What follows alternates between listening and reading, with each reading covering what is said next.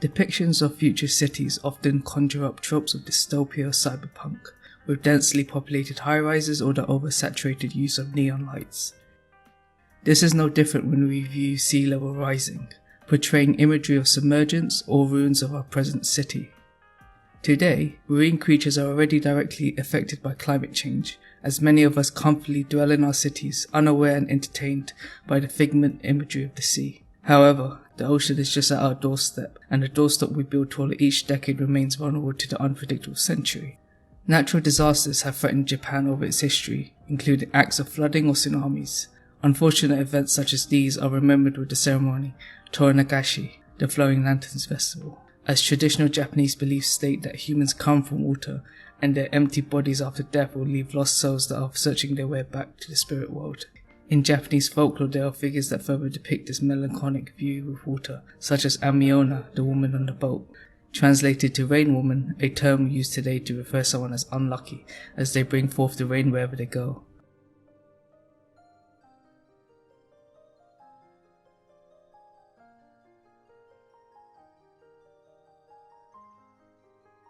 Or Yumibozu, the sea priest in hiding who rises from the horizon, disturbing the calm ocean and shipwrecking hopeless individuals.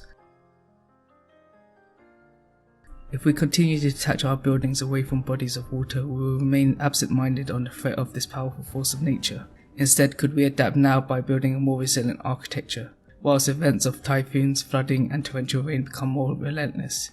Then by 2100, the event is no longer ephemeral, as cities are permanently flooded and urban life cherishes the water as we rethink flooding as a favourable occurrence. The age of Neo-Ukiyo, the new floating world.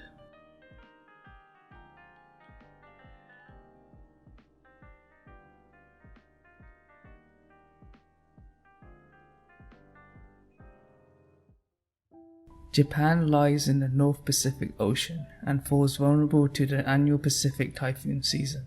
The last Category 5 typhoon that fell onto Japan was in October 2019, Typhoon Hagibis. Tokyo lies on the coast of Japan and is sheltered within Tokyo Bay. Built on a floodplain and besides an active volcanic belt, there is a steep contrast in heights with parts of Tokyo below sea level. During a typhoon, torrential rain will drive large volumes of water down the many rivers surrounding Tokyo. Tokyo currently implements two types of hard infrastructural strategies against flooding. Either excavate the earth to increase stormwater drainage like the GCANS project, or expand the river banks to stop stormwater from overflowing with the use of levees.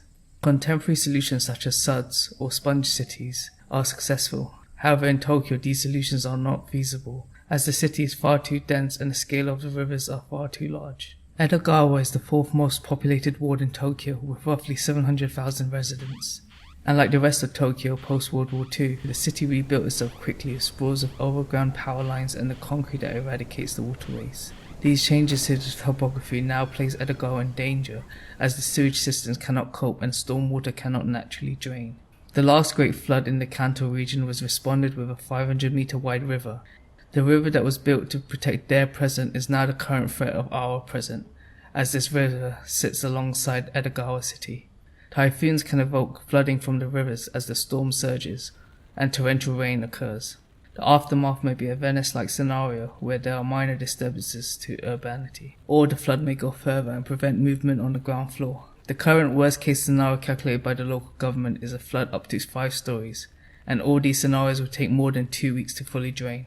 Therefore, instead of awaiting for disaster, a proposal is presented in a speculative future where society and government reacts to the changing climate prior to the case of destruction, and the city adapts immediately. A fleeting urbanity away from the heavy burden of potential destruction that lives in the age of Ukiyo.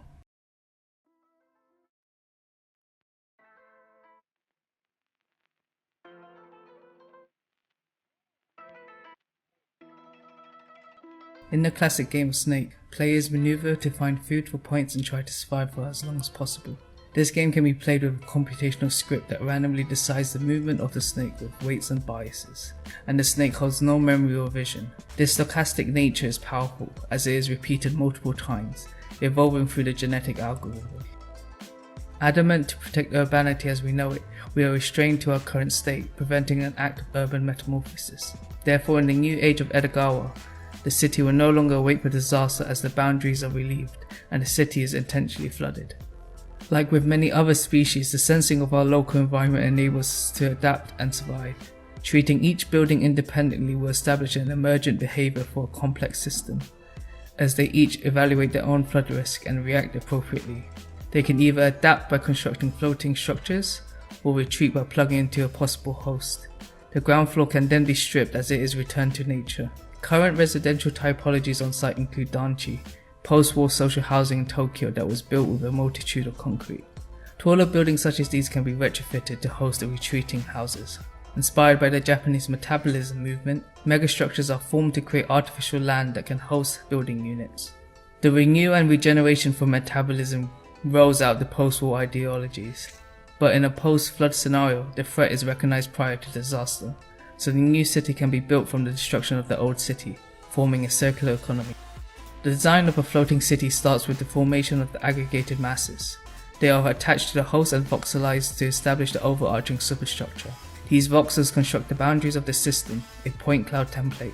Each aggregate holds attributes or properties, and a series of these aggregates can form an array, a strand that then assembles the masses vertically beneath the cloud. The genetic material of these strands are interchangeable, and the different configuration constitutes a unique output from the generative system. Design goals are then translated into objectives for multi-objective optimization. The floating city can then be acknowledged as an output of metabolism, as the physical and genetic material of the old city undergoes a metabolic process.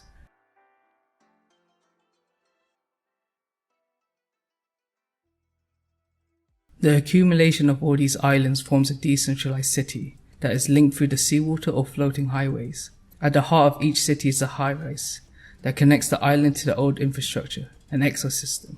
The roof of the island is a space reserved to nature, as the trees that were harvested from the old city are replanted on the cloud. All that is living was protected from the threat of flood. At different moments amongst the superstructure, columns are positioned for stability and vertical circulation. Horizontal circulation then occurs beneath the superstructure through hanging walkways. Islands are segmented to form different neighborhoods, and then the links in between them then establishes the high streets. At sea level, the city connects with the sea through both commercial and leisure functions. Smaller towns also form on the lower mass as they reside near the seawater. Softer borders are constructed through artificial beaches, as the city extends onto the water with floating walkways and houses. This also includes public ports, sustainable fisheries, and artificial reefs. As the city grows and undergoes different evolutions, other reusable materials can begin to construct these hanging units, a calm and secluded piece of artificial land for the suburbanite. Smaller infrastructural networks can be established out here, such as energy, as sustainable power is harvested from the waves, or water, as the porous roof acts as a sponge for rainwater to be collected, filtered, and stored. The high-rise was retrofitted, encased with both new structure and infrastructure. Alike to the strangler fig tree, the new host is not a destructive parasite, as the life of the building is prolonged and the ecosystem is sustained. Humanity's continuous endeavour to control water is no longer veiled, as it is exhibited at the city centre. The 3D printed concrete waste forms the artificial natural landscape of the roof, alike to Japanese gardens. Cascades of building units are assembled beneath the superstructure, and can host different typologies from apartments to skyscrapers. Under the cloud resides the high street that exudes the height of Tokyo's new urban lifestyle, a newly found Tokyo and the grandchild of Edo, that thrives underwater and establishes the age of Neo-Ukiyo.